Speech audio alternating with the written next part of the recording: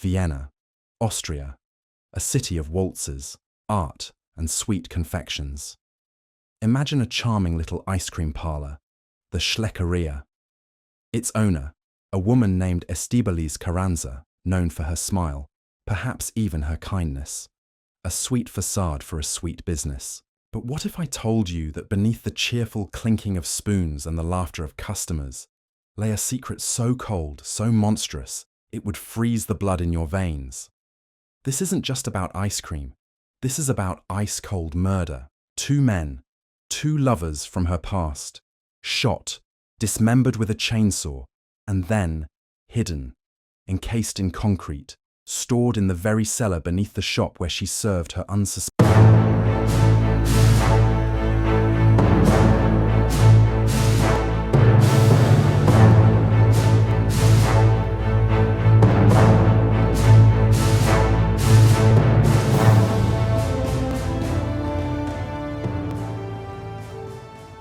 Who was this woman, this ice lady, as the press would later call her? What drove her to such unspeakable acts? Tonight, behind mask, we lift the lid on one of Europe's most chilling cases, unmasking the terrifying duality of Estibaliz Carranza. Prepare yourselves for what lies beneath the sweet surface. Estibaliz Carranza Zabala, a woman of Spanish-Mexican heritage, arrived in Vienna seeking, like many, a new life, perhaps a dream. She established herself as an entrepreneur, the owner of the Schleckeria ice cream parlor in the Meidling district. To her customers, she was likely the friendly face behind the counter, serving up sweet treats. Her first husband was Holger Holz. Their marriage, however, didn't last. Reports suggest it was a difficult relationship. Holz, even after their divorce, reportedly refused to move out of the apartment they once shared above the ice cream parlor. A lingering presence, an obstacle. So, in April 2008, Estibaliz Carranza made a decision. A horrifying decision. As Holger Holz sat at his computer, likely unsuspecting, she approached him from behind and shot him 3 times in the back of the head with a .22 caliber Beretta pistol, just like that. The first man who disappointed her was silenced. But killing him wasn't enough. The mask of the grieving ex-wife wouldn't hold if a body was found. So Carranza, with a chilling resolve that would later define her moniker, acquired a chainsaw. She dismembered Holger Holz's body, piece by piece, storing parts in a freezer, then eventually encasing them in concrete tubs, hidden away in the cellar beneath her shop. Life and ice cream sales continued above. 2 years passed. 2 years of serving smiles and scoops, all while the gruesome secret lay buried beneath her feet. Estibaliz Carranza moved on, or so it seemed. She entered into a new relationship with Manfred Hinterberger, an ice cream machine salesman. But this love story, too, would curdle into a nightmare. Reports indicate this relationship also became troubled. Hinterberger, according to Carranza's later claims, became abusive, controlling. Did history begin to repeat itself in her mind? Or was this simply the next chapter in her script of control? In November 2010, as Manfred Hinterberger lay asleep in their bed, Estibaliz Carranza once again reached for her Beretta. She shot him in the head, and once again, the chainsaw emerged. Manfred Hinterberger was dismembered, his remains joining those of Holger Holz in their concrete tombs in the ice cream parlor's cellar. She even reportedly took shooting lessons and a course in mixing concrete before this second murder, a chilling indication of premeditation. 2 men, 2 failed relationships, 2 brutal murders, 2 dismembered bodies, hidden in the cold, dark earth beneath a shop meant to bring joy. The mask Estibaliz Carranza wore to the world was holding, but the secrets in the cellar were a ticking time bomb. June 6, 2011. The day the mask began to truly crumble. Maintenance workers were called to the building due to plumbing issues in the cellar beneath the Schleckeria ice cream parlor. As they worked, they made a horrifying discovery.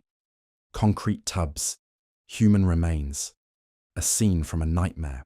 When the gruesome find became apparent, Estibaliz Carranza knew her time was up. She didn't wait for the police.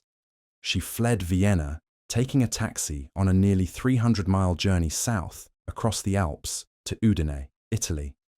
She was reportedly 2 months pregnant at the time by yet another man, but her escape was short-lived.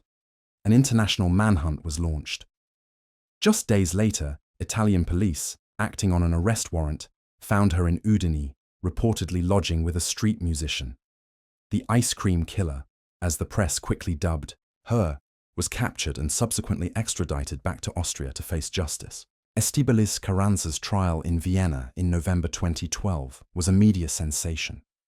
The details were lurid, the crimes shocking. She pleaded guilty to the murders. In court, she presented herself as a victim, claiming both Holger Holz and Manfred Hinterberger had tyrannized and abused her, and that she killed them because she couldn't see any other way to escape. She reportedly said, "I killed 2 men whom I once loved. There is no way of glossing this over. I robbed 2 mothers of their sons, and I believed I had to serve men, no matter how they behaved towards me. I couldn't say no." However, the prosecution, led by Petra Frey, painted a very different picture, describing Carranza as a highly dangerous woman ready to do anything, singularly cold-blooded. They highlighted her meticulous planning, the chainsaw, the concrete, the shooting lessons before the second murder. A court psychiatrist diagnosed Carranza with a severe personality disorder and significant mental abnormalities, stating she was a risk to re-offend. Despite this, she was found criminally responsible. The court ultimately rejected her claims of being solely a victim pushed to the brink. On November 22, 2012, Estibaliz Carranza was sentenced to life imprisonment in a secure mental institution for the murders of Holger Holz and So, what truly lay behind the mask of Estibaliz Carranza, the ice cream killer? Was she a tormented woman driven to desperate acts by abuse, as her defense suggested?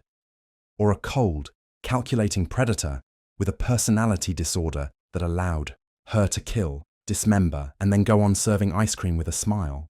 Her actions speak of a chilling compartmentalization, the ability to plan murders, buy a chainsaw, learn to mix concrete, and live for years with her victims entombed beneath her feet, suggests a profound detachment from the horror she created.